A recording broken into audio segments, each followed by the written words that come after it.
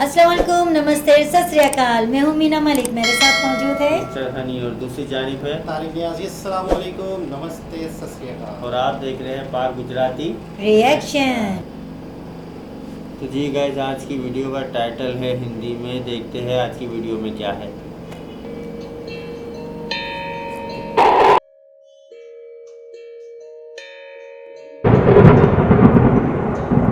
માણસ અને કુદરત બંને એકબીજા માટે સર્જાણા છે, એટલે જ કદાચ આપણે મનની શાંતિ માટે હંમેશા કુદરતના ખોળે જવાનું જ વિચારતા હોઈએ. જ્યાં મનને શાંતિ અને શરીરને ઠંડક મળે એવી જગ્યા એટલે ડાંગ.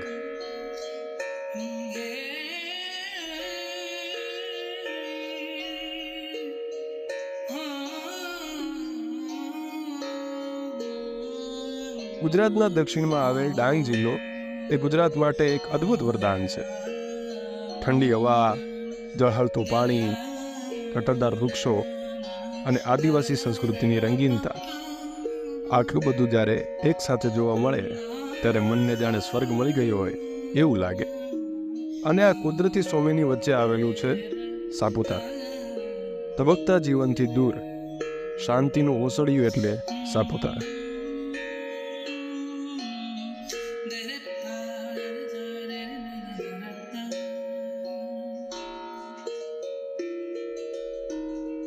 અહીંની લોકકથા અનુસાર અહીં વસતા આદિવાસીઓના ઈષ્ટ એવા સાપોનું આ મૂળ નિવાસ સ્થાન હોવાથી આ સ્થળને સાપોનો ગઢ એટલે સાપુતારા કહેવાય છે. સાપુતારાનું સાચું સૌંદર્ય તો વરસાદમાં જ ખીલે છે. જ્યારે આકાશ ઘનઘોર કાળા વાદળોથી ઢંકાઈ જાય છે ત્યારે અહીંની પ્રકૃતિ સોળે કળાએ ખીલી ઉઠે છે.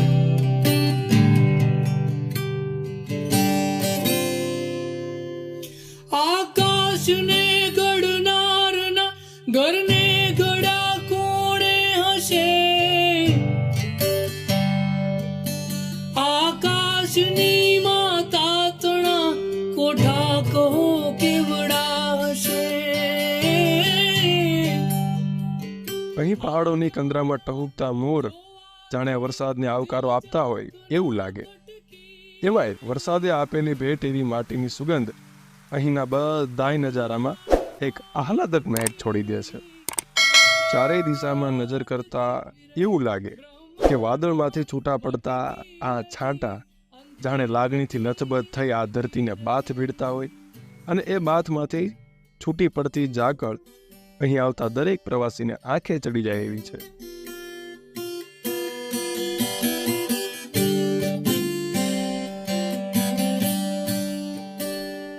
આમ તો પહાડનો સ્વભાવ અડગ અને અચલ છે, અને સાપુતારાના ડુંગરા એ સૌંદર્ય સાથે અડગતાની પરિભાષા છે.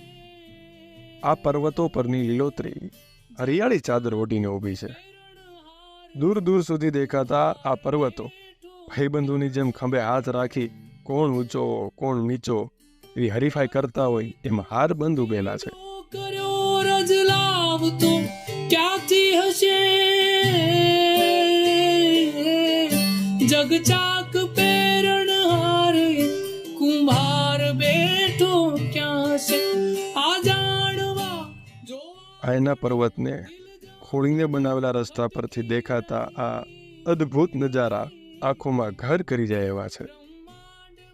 અહીં આકાશમાં રમતા વાદળો જાણે પહાડો સાથે કાનાકૂસી કરતા હોય એવું લાગે. બ્રહ્માંડમાં ભટકી રહી અંતે મતી અટકી રહી, બ્રહ્માંડમાં ભટકી રહી. આ રમતા વાદળો અને પહાડો વચ્ચે જ્યારે કુદરત વરસી પડે ત્યારે અહીંયાનો હર એક છોડ અહીંના હરેક નજારા ઝૂમી ઉઠે, અને આ બધાની વચ્ચેલો આવેલ દરેક માણસ પણ બધું જ ભૂલીને આ દ્રશ્યને જોવામાં ભાન ભૂલી જાય.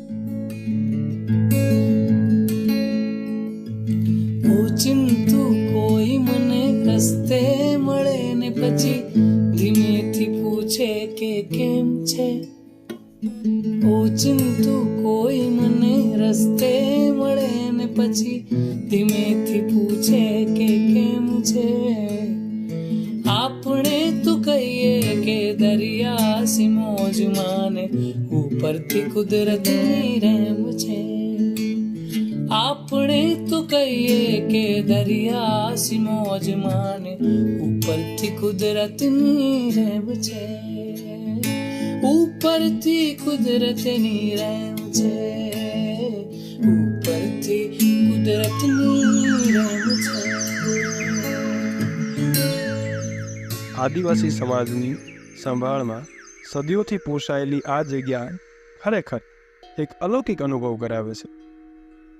આદિવાસી એવી પ્રજાતિ છે જે વિકસતા માનવ સમાજનું મૂળ છે, જે હંમેશા પોતાના વારસા, સંસ્કૃતિ અને પોતાના ઇષ્ટનું સાતિથ્ય પણ જાળવી રાખે છે. એટલે જ અહીંના લોકોએ પોતાનું આ જીવન કુદરત સાથે વણી દીધું છે. અહીંનું ગ્રામ્ય જીવન કદાચ સુવિધાથી ભરપૂર ના હોય, પણ એ પરમ શાંતિની ખૂબ જ નજીક છે. અહીંના ઘરો માટી અને વાંસથી બનેલા છે, જે આપણને શીખવે છે કે માટી અને પ્રકૃતિનો સાથ જ આશ્રય છે. જીવન નિર્વાહ કરતી જમીન જ આ લોકોની માતા છે, કારણ કે કૃષિ જીવન જ અહીંના લોકોની રોજગારી છે. સાદગી, મહેનત, આતિથ્ય અને પ્રાકૃતિક સંવાદતા તેમના જીવનનો આધાર છે. એમના ઘર અને હૃદયમાં અહીં આવતા દરેક પ્રવાસીઓ માટે ખૂબ આવકાર છે. અહીંની સ્ત્રીઓ લાગણીથી માટીના ચૂલે શેકીને નાગલીના રોટલા સાથે, જાતે વાવેલા લસણની ચટણી સાથે દરેક પ્રવાસીને હેત પીરસે છે. જેટલો મીઠો એમનો ખોરાક, એટલો જ મીઠો એમનો આવકાર છે. તેમના રીત રિવાજો, સંગીત, વસ્ત્રો બધું ખૂબ જ રસપ્રદ છે. સદીઓથી આદિવાસી સમાજે આ હરિયાળીને પોતાની માતા સમજીને તેનું રક્ષણ કર્યું છે. વન્યજીવોને પોતાના પરિવાર જેવા માન્યા અને જંગલને પોતાનું ધર્મસ્થાન. આવી સંસ્કૃતિ ધરાવતા આ લોકોએ ડાંગને એક અનોખી ઓળખ આપી છે. એટલે જ ડાંગની સંસ્કૃતિ અને તેના લોકો એટલા જ સુંદર છે જેટલી તેની પ્રકૃતિ. એટલે જ ડાંગની આ હસતી આંખોને જોવા અને અનુભવવા એકવાર તો ડાંગ આવવું જ પડે. जी जनाब, आपने देखा सापुत्रा, ये एक गांव का नाम है और आज मुझे पता चला यानी ये सांपों का घर है. सांपों का देश. हाँ, देश यानी आज ये हमें आज ही पता चला, जबकि हमने सापुत्रा के ऊपर हम पहले भी दे चुके हैं हम लोग. और आज मुझे ये मैं इनसे डिस्कस कर रही थी कि मुझे आज पता चला सापुत्रा का मतलब क्या है. और हनी से मुझे ये पता चला कि पहाड़ को डूंगरा, क्या डूंगर, डूंगर डूंगर यानी डूंगर पहाड़ को कहते हैं. गुजराती में डूंगर बोलते हैं कि पहाड़ को हम बोलते हैं कि भाई पहाड़ या चोटी बोल देते, ठीक है. लेकिन ये जो गुजराती में तो बोले भाई आ डूंगर से, आ डूंगर माथे हमने जाऊ. अच्छा, तो यानी डूंगर. ये गुजरातियों में भी अलग अलग होती है लैंग्वेज या सेम होती है? नहीं, सेम गुजराती होती है. 19-20 देखो फर्क होता है. अल्फाजों से कोई तालमेल नहीं है, अल्फाज वही होते हैं, हाँ. ठीक है. काठियावाड़ी लेकिन है एक बहुत हार्ड गुजराती भी होती है ना, जो कुछ समझ ही नहीं आती, इनके वर्ड इतने, यानी क्या कहेंगे, शुद्ध हिंदी. शुद्ध गुजराती. हाँ, शुद्ध तो गुजराती तो ये है कि बहुत जैसे कि हार्ड होती है, वो नहीं समझ ये आती. अहमदाबाद हो गया, ठीक है, कच्छ का इलाका हो गया, ठीक है, जामनगर, भावनगर, ये जो गांधी गांव, ये हार्ड होती ये है, इजी. गुजराती, शुद्ध गुजराती जिसको बोलते हैं ना, वो होती है.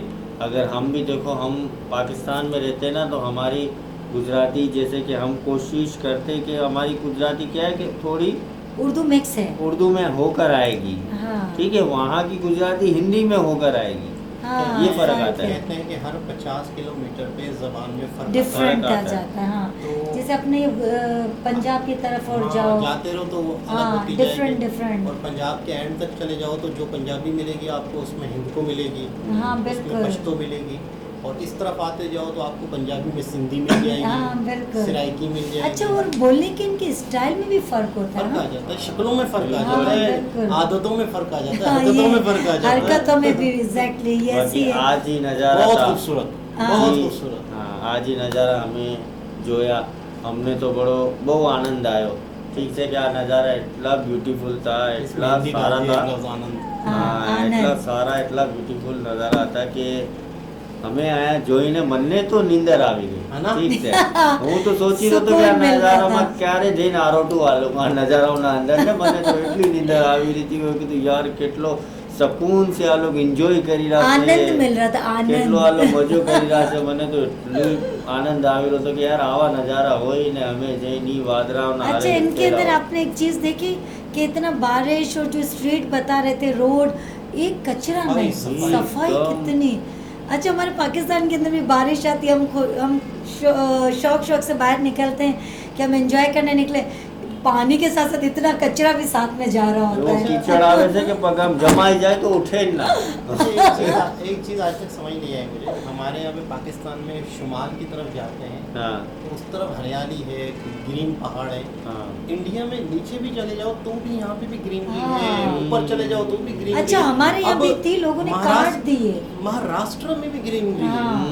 यानी कि एक होता है ना कि यार वहाँ पे पहाड़ी इलाके हैं शुमाल में इंडिया में हर जगह मतलब है कि मतलब आप एक मुंबई है हाँ। महाराष्ट्र है वहाँ पर भी खूबसूरत किस्म के बिल्कुल। हरे पहाड़ हैं अच्छा मतलब इनके साथ खूबसूरती रहती है इनको कैसे? वाकई नहीं हटाना मैं मतलब बड़ा चाहिए हैरान अभी होता ये हूँ। देखो ना तारिक हमने अभी ये इतनी सारे हम लोगों ने ये दिए यूट्यूब पे हम जो Reaction। चैनल रिएक्शन तो हम देख रहे हैं जहाँ जहाँ नीचे के भी घर हो रहे विलेज लाइफ है या कहीं और जगह भी तो इनके साथ साथ बाहर गार्डन है इनके अच्छा हमारे इधर क्या थे जितनी भी हरियाली है उनको सबको काट काट के जंगलात ये वो बिल्डिंगें खड़ी कर दी फिर बारिशें कुछ नहीं भी होती। नहीं रहने दिया फिर बारिशें नहीं होती तो फिर मजीद हरियाली नहीं होती नहीं हम होती। हरियाली काटते तो बारिशें खत्म हो जाती हैं बिल्कुल तो यकीनन ये वीडियो तो आपको बहुत अच्छी लगी होगी इसी तरह की वीडियोस हम आपके लिए लाते रहेंगे आप हमें लाइक करें सब्सक्राइब करें बेल आइकन का बटन दबाना ना भूलिएगा भूलिएगा। शेयर तो ज़्यादा से ज़्यादा करें आज के लिए हम आपको चाहते हैं इजाज़त अल्लाह हाफिज